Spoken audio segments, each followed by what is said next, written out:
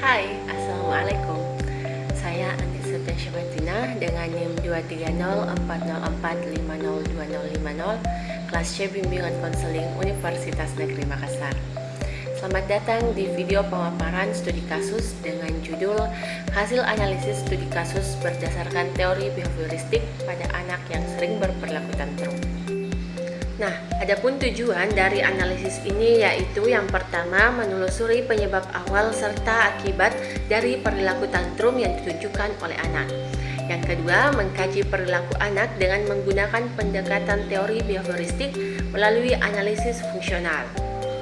Dan yang ketiga, yaitu merumuskan strategi intervensi berdasarkan prinsip-prinsip behavioristik untuk membantu mengurangi frekuensi tantrum tersebut.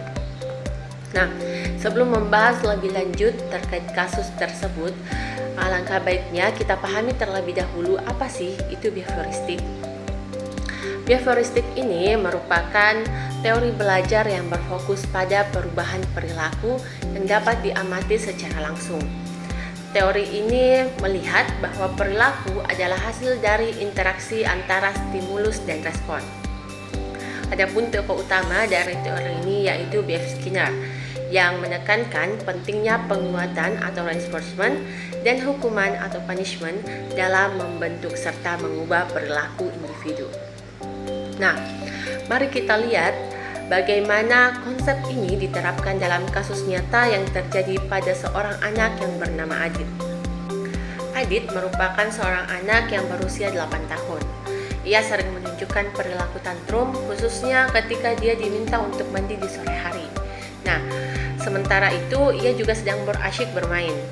Tantrum yang ditunjukkan berupa tangisan, menjerit hingga melempar benda. Nah, perilaku ini ternyata sudah berulang cukup lama dan membuat orang tuanya merasa kewalahan.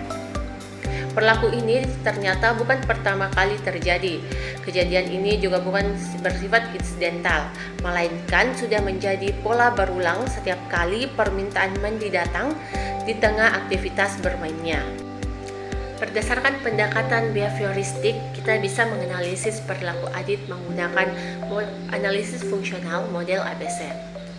A merupakan antiseden atau pemicu perilaku, adalah perintah mandi yang datang secara tiba-tiba di tengah aktivitas bermain Adit. Hal ini ternyata menyebabkan gangguan atau transisi yang tidak nyaman bagi Adit. B adalah behavior.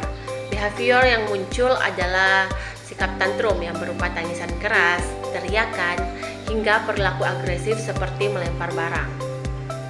C adalah konsekuen. Konsekuen yang terjadi adalah mandi Adit yang ditunda hingga Adit merasa tenang. Namun secara tidak langsung ternyata ini memperkuat perilaku tantrumnya, karena Adit merasa bahwa dengan berulah ia bisa menunda mandi dan tetap bermain. Adapun kontrak perilaku ini disusun berdasarkan analisis ABC sebelumnya dan bertujuan untuk mengubah pola perilaku negatif menjadi lebih positif. Nah, target behavior yang diharapkan yaitu Adit ini bisa mandi pada pukul 5 sore tanpa tantrum. Nah, antiseden pertamanya yaitu Adit diingatkan untuk mandi pada pukul 4.50 sebagai bentuk pemberitahuan awal. Nah, kemudian antiseden kedua, ia diberikan batasan bermain hanya sampai jam 5 sore agar bisa menyelesaikan aktivitasnya terlebih dahulu. Nah, antiseden ketiga, Adit diberikan waktu persiapan misalnya kurang lebih selama 5 menit sebagai untuk transisi dari kegiatan bermain ke aktivitas mandi. Nah, kemudian reinforcement atau konsekuensi positifnya, Adit bisa mandi tepat waktu tanpa tantrum. Ia akan mendapat tambahan waktu bermain selama 30 menit. Nah, konsekuensi negatifnya, jika Adit tantrum, maka waktu bermainnya akan dikurangi atau bahkan dihilangkan. Nah, dengan kontrak ini Adit diajak untuk berpartisipasi dalam aturan yang jelas dan konsisten, serta memahami akibat dari setiap tindakan yang dia lakukan. Pendekatan behavioristik terbukti sangat efektif dalam menganalisis serta menangani perilaku maladaptif seperti tantrum. Dalam kasus Adit, analisis fungsional ABC mengungkapkan bahwa tantrumnya diperkuat oleh konsekuensi negatif, yaitu penghindaran. Nah, melalui penerapan kontrak perilaku, Adit diharapkan dapat dibimbing untuk mengembangkan perilaku yang lebih adaptif dan bertanggung jawab dalam suasana yang lebih positif dan terstruktur. Itu tadi penjelasan singkat dari saya.